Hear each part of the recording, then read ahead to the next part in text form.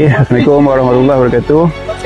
Alhamdulillah hari ini kita ada program anjuran Majlis Agama Islam Zon Timur serta penglibatan secara tidak langsung daripada tim Zapa juga, dan kita pada hari ini melaksanakan program ziarah Mahapah ke kampung orang asli di kawasan Banding ni, dan khususnya di kampung Sungai Tebang Baru, betul? Betul. Ini bersama saya Tok Batin di sini. Jadi dalam program pada hari ini kita akan menyalurkan sumbangan berupa bentuk makanan kotak makanan, beras dan juga beberapa makanan ringan Mahabah ni kita menyantuni seramai lebih kurang 30 keluarga yang terdapat di kawasan perkampungan orang asli ni.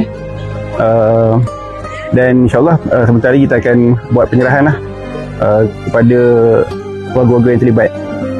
Okay, ni ambil bawah, sambut bawah. Okey. Boleh. Sedikit sumbangan daripada pihak zakat daerah Airi Suai untuk Tok Batin Baik, terima kasih.